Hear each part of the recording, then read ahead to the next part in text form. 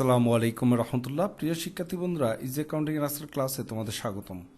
আজকে আমরা BBA honours second year এবং বিবিএস পাস কোর্স এবং BBS pass course second year এবং BBA honours third year management ডিপার্টমেন্টের বাংলাদেশ কর ব্যবস্থা বইয়ের একটি গুরুত্বপূর্ণ চ্যাপ্টার একক ব্যক্তির কর নির্ণয় নিয়ে আলোচনা করব। এই চ্যাপ্টারের উপর আজকে আমাদের ক্লাস নাম্বার 5। আজকের ক্লাসে আমি খুব গুরুত্বপূর্ণ একটি বিষয় নিয়ে আলোচনা করব। তো চলো আমরা আমাদের ক্লাসটি দেখে আসি।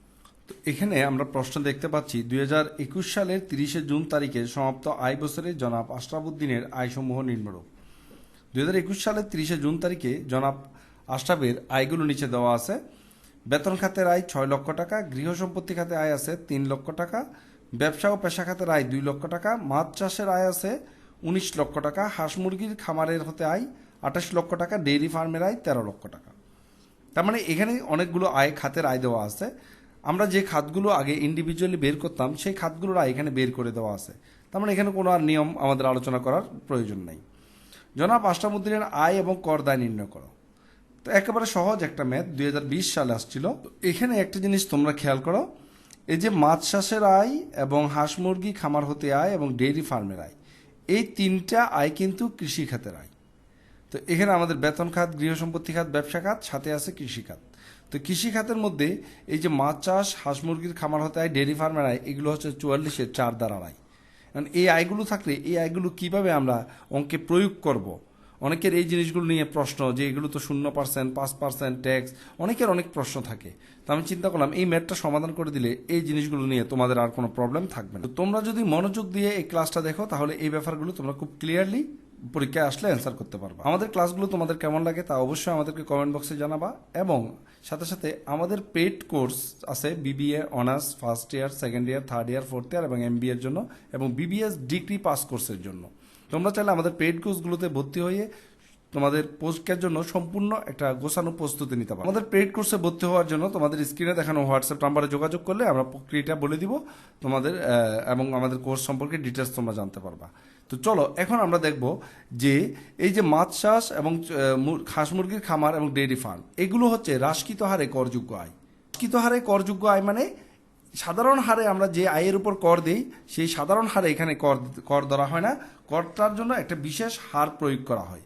তো আমরা প্রথমে সেই হারগুলো যদি জেনে নিই খুব সহজেই আমরা এই ম্যাথটা সলভ করতে পারবো।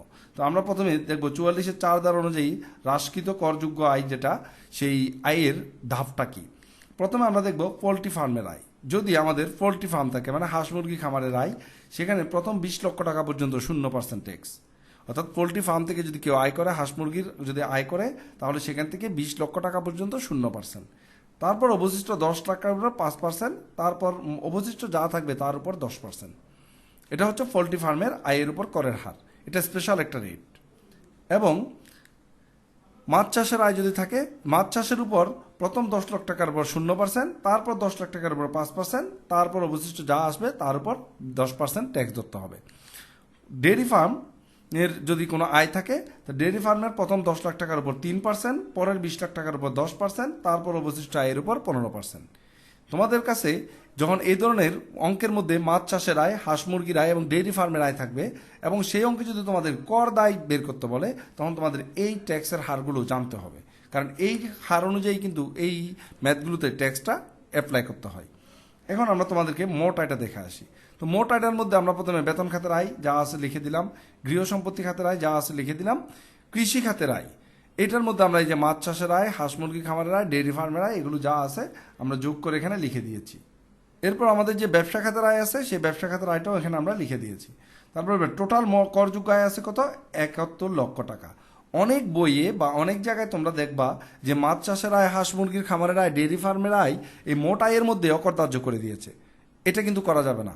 মোট আয়ের মধ্যে এগুলো অকরদার্য করা যাবে না। মোট আয়ের মধ্যে যখন লিখবা তখন যে যত টাকায় থাকুক না কেন ওই টাকাটা এখানে লিখে দিতে হবে, এটাকে অকরদার্য দেখানো যাবে না।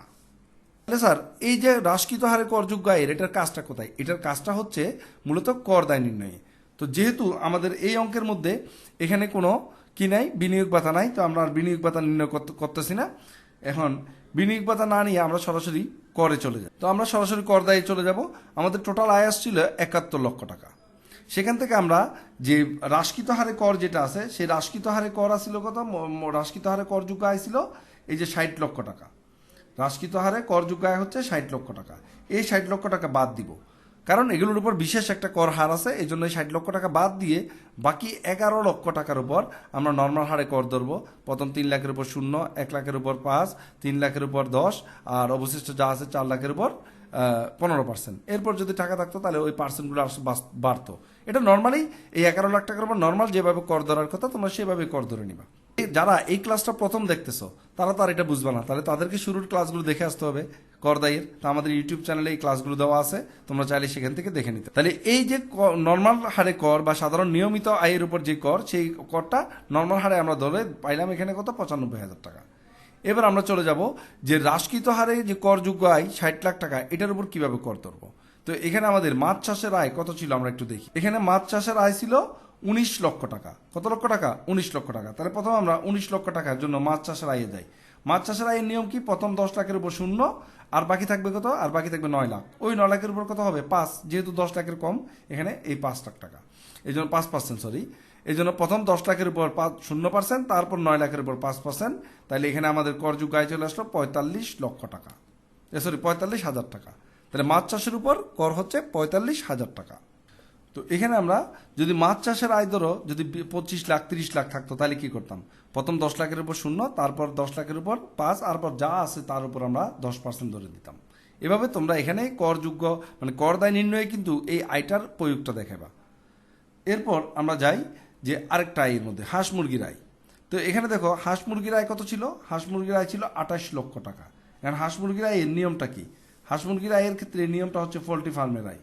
এখানে প্রথম 20 লাখ টাকার উপর 0%, তারপর 10 লাখ টাকার উপর 5%, তারপর অবশিষ্ট আয়ের উপর 10%। তো এখন এই যে প্রথম আমাদের ছিল 28 লাখ টাকা টোটাল আয়, 28 লাখের মধ্যে প্রথম 20 লাখের উপর 0%, টোটাল 0, আর তাই কত 8 লাখ। কিন্তু পরবর্তী স্টেপ তো 10 লাখের উপর 5%, তো আমাদের তো 8 লাখ টাকা আছে, 10 লাখ টাকা নাই। তো বাকি যা আছে এই 8 লাখের উপর আমরা ধরে দিব 5%। 8 লাখের উপর 5% করলে 40,000 টাকা। তাহলে হাঁস মুরগি খামারের আয়ের উপর ট্যাক্স আসবে 40,000 টাকা। এবার আমরা দেখি ডেয়ারি ফার্মের আয়। ডেয়ারি ফার্মের আয় কত আছে? ডেয়ারি ফার্মের আয় আছে 13 লক্ষ টাকা। এই 13 লক্ষ টাকার উপর আমরা কিভাবে ট্যাক্স ধরবো দেখি। প্রথম ডেয়ারি ফার্মের প্রথম 10 লাখের উপর থাকবে 3%, আর বাকি থাকে কত? 13 লাখের মধ্যে আর 3 লাখ, এই 3 লাখ চলে আসবে এই 10% হারে। তাহলে এখানে আমাদের দেখো 10 লাখের উপর 3% আর 3 লাখের উপর 10%, টোটাল 60,000 টাকা আমাদের কর। তাহলে 45,000, 40,000 আর 60,000 টোটাল যোগ করলে 1,45,000 টাকা আসবে কি 44-এর 4 দ্বারার উপর আয়। তাহলে এখানে 1,44,000 আর এদিকে 95,000, টোটাল মিলিয়ে 2,40,000 টাকা হচ্ছে নেট কর দেয়।